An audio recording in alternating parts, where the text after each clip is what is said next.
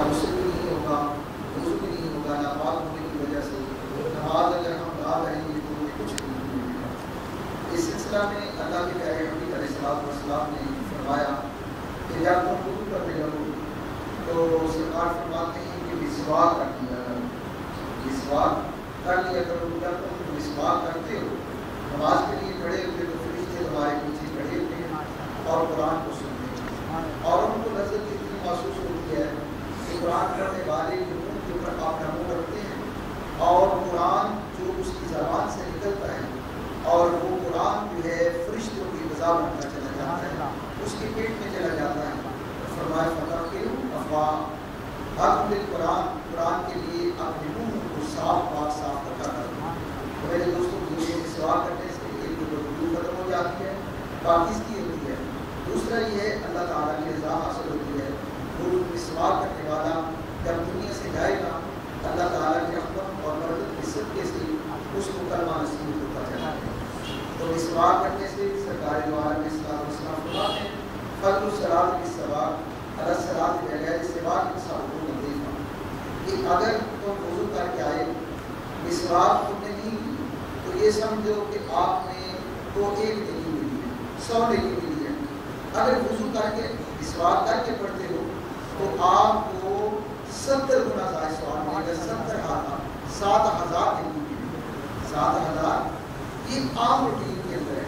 رمضان پاک میں کیا ہوتا ہے کہ 70 گنا اور زیادہ ثواب عطا کر دیا جاتا ہے اگر آپ نماز وضو کر کے مسواک کر کے پڑھتے ہو۔ بغیر وضو کے اگر آپ کو 100 نیکی ملتی ہے، رمضان المقدس کے اندر اگر مسواک کر کے آتے ہو 49,000 کا ثواب یہ 1400 نمازوں کا ثواب ملے گا۔ کتنی کر نماز کتنی بے پانی ہے، تو مسواک کرنے سے یہ تو صفائی بھی ہوتی چلی جائے گی اور اللہ تعالیٰ کی رضا بھی حاصل ہوتی ہے۔ اس طریقے سے آپ کی پاکی کو حاصل کر کے پھر آپ نے نماز کی ادائیگی کرنی۔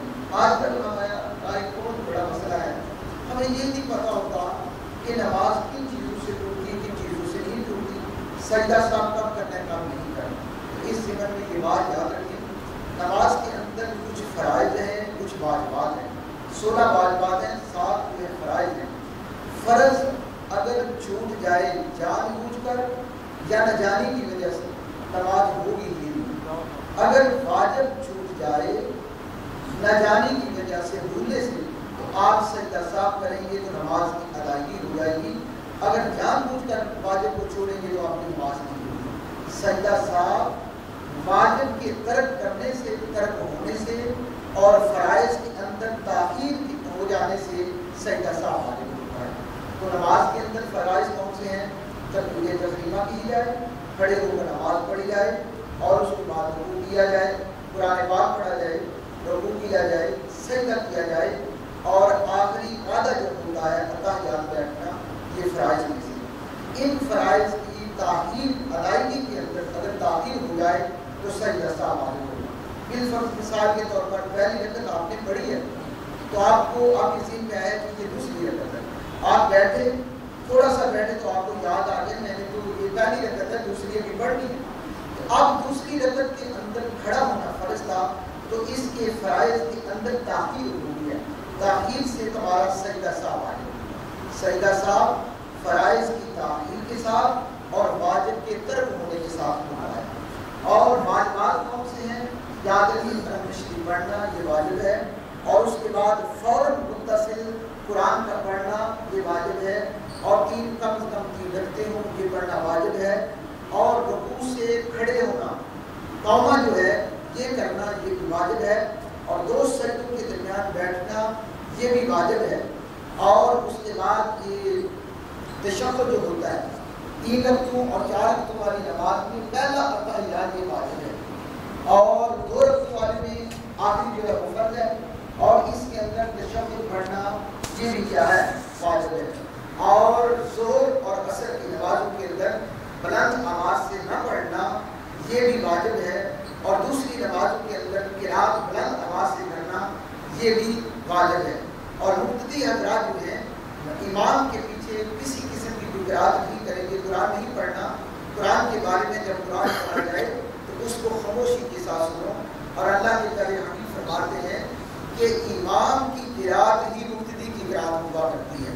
اس لیے یہ واجبات ہیں. تو اس واجب کے چھوٹ جانے سے یعنی سجدہ صاف ہو جائے گا. لیکن اگر آپ نے جان بوجھ کر چھوڑا ہے تو پھر آپ کو اثر نو نماز ادا کرنی ہوگی بھولے سے.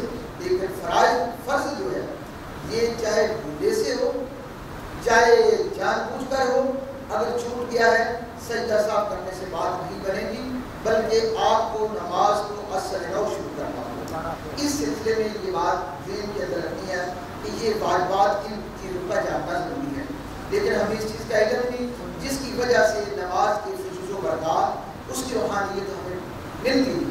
یہ ظاہری شرائط پورا کرنے کے بعد ایک نماز کی بات کی شرط ہے، وہ یہ ہے کہ انسان خشوع و خضوع کے ساتھ الہیت کے ساتھ اپنا ہمہ یعنی توجہ جو ہے اللہ تعالیٰ کی ذات کی طرف کر کے نماز پڑھے. تو پھر اس طریقے سے پڑھو گے تو نماز تمہیں بنانے سے روکتی چلی جائے گی. اللہ کے بندے وضو مولا کی شرکار اللہ تعالیٰ کو تیر لا گیا تو نکالتے ہیں تو درد ہوتی ہے. آپ فرمانے لگے چھوڑ دو، جب میں اللہ کا ذکر کرنے لگوں، جب میں نماز پڑھنے لگوں گا تو یہ تیر نکال لینا.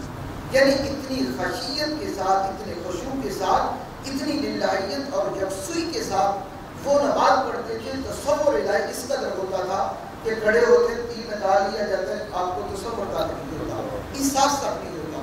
اس طریقے سے ہم نماز کی ظاہری شرائط کو پورا کریں گے اور باطنی شرائط کو پورا کریں گے تو پھر نماز کے فیض و برکات ہمیں حاصل ہوں گے. دعا ہے کہ اللہ تبارک و تعالیٰ ہمیں ان باتوں کو سمجھنے کی توفیق عطا فرمائے اور اس پر عمل کرنے کی توفیق عطا فرمائے.